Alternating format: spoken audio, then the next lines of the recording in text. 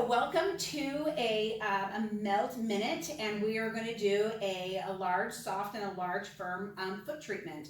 This gives you the opportunity to do this as an individual sequence all on its own, or you can use this maybe before or after a training session to revitalize and rehydrate the tissue, as well as even before or after a typical melt session, so you can do the same thing as well. Anyway, so we're going to use that large soft ball and the large firm ball. Remember, the large soft ball is more preparatory, but it can be done as an individual treatment all by itself, as well as the large firm ball comes only after you've used the large soft ball, as well as you're not trying to put more pressure down, but what you are trying to do is trying to be able to connect deeper into tissue. So let's get going, and we'll start with an assessment. So starting with your feet level, your shoulders are back, and go ahead and close your eyes. Invite yourself to come inside and notice what you feel on your feet. Notice how your footprint sets. Do you feel more of your weight shifted forward, back, or do your feet feel maybe off center even though you know you set them level? Taking a focused breath, taking your attention up into your calves. Do your calves feel pulled in, into the knees even? Do they feel pulled out or even pressed back, like as if your knees are overly straightened? Taking another focused breath, notice into your glutes, quads, or hamstrings if they feel gripped or overly tight. Can you take a breath and release them? And taking that next focused breath, lift up all 10 toes and notice if your balance gets worse or you have a hard time finding that balance on that new base of support. This is your reflexive balance. How does your body perceive when you aren't paying attention? And what is your body wanting to do to support, protect, and stabilize you? Drop all 10 toes. Notice if you shift a bit or if you stay right center over the top of the feet. Open your eyes, and let's start with that large soft ball. You have the chart here where you can see the numbers. If you can't, you can focus in a little bit brighter. So we're going to start in position point 1 on that left foot. So pressing back and forth, and we'll begin to shift in and out, trying to find tolerable pressure as our foot presses into the ball, right through the center of the foot. Pause, inhale, take your arms up over your head and down. Roll your shoulders forward and down and turn right and left. You're trying to teach your body where all the joints are now. Step back with that right foot, move the ball to the big toe knuckle underneath and behind the big toe and press down.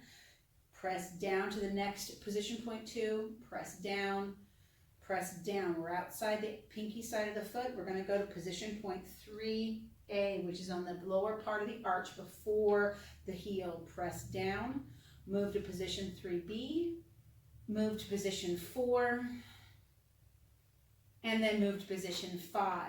Once you get into position 5, press. Feel that pressure there. Make sure it's tolerable. Step back with your right foot and begin to do what's called begin to do what's called gliding, and allow that heel to move side to side evenly, almost like you're spreading something evenly, peanut butter, or you're spreading frosting. Coming back to that position point 5, right where the heel meets the arch. Pause.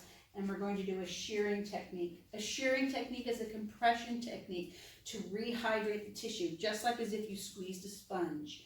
Pause, let the tissue respond, and we're going to go from your knuckle to your heel with rinsing. Rinsing is a one-directional pass, and you're going to take from the knuckle all the way to the heel to bring hydration up into the tissue.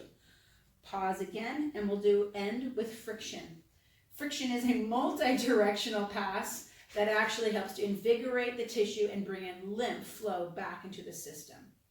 Go ahead and pause, and we'll do a real quick reassess. Notice that whole left side, if that left side feels a little bit more steady, a little bit more stable all the way through. Let's take the ball to the right foot. Put the ball right underneath the center of that right foot and begin again, shifting side to side to try to find that tolerable pressure. We'll pause and we'll inhale, arms up overhead and back down. Roll the shoulders forward and roll back to your left and to your right. Step back with that left foot, and let's move to position point 2, right behind the knuckle of the big toe. The second, press down, the third, the fourth, and then the fifth toe. Move the ball to the inside part of the arch where the arch meets the heel, position 3A, and then go to position 3B. Move the ball outward to position point 4, which is between the heel and the pinky toe knuckle.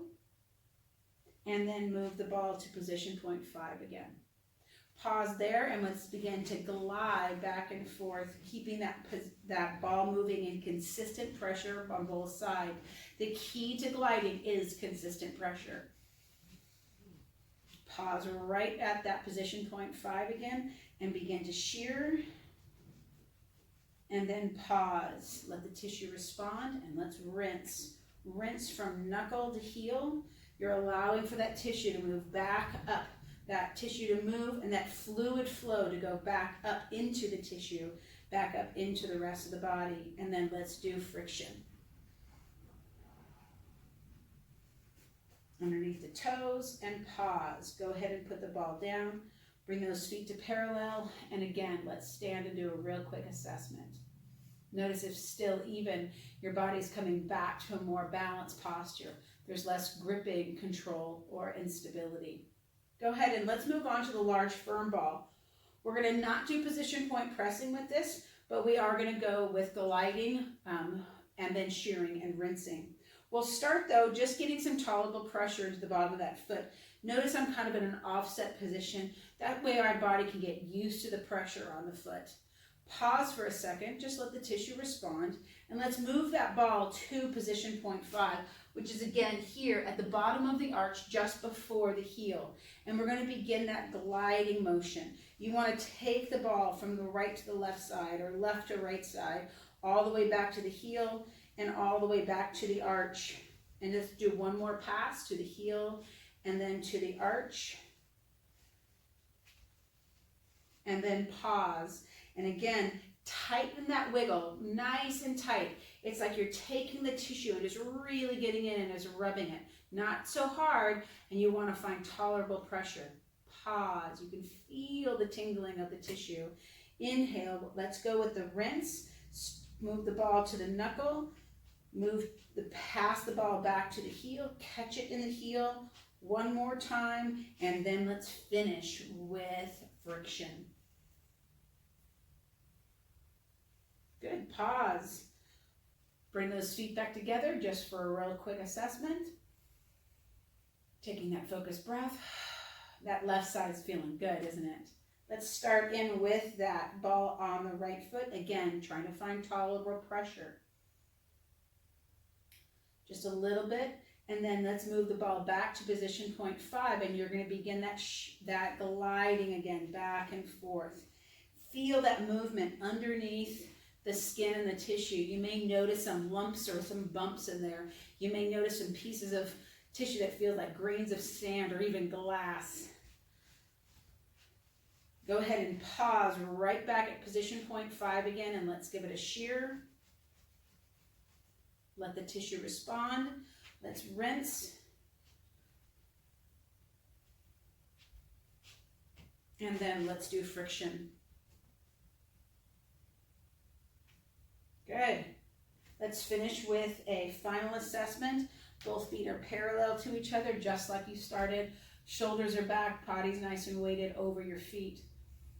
Taking a focused breath, notice your feet. If your feet feel more centered, grounded, connected into the floor. If as you take your attention up into your knees, you feel more steady, less pressed back, less disconnected into the knees. Notice the quads, glutes, and hamstrings. If you don't have to stop holding them in. When we tighten our glutes, quads, and hamstrings, we're using our movers to stabilize us, and it takes a lot more energy for the body, wearing us down, tiring us out.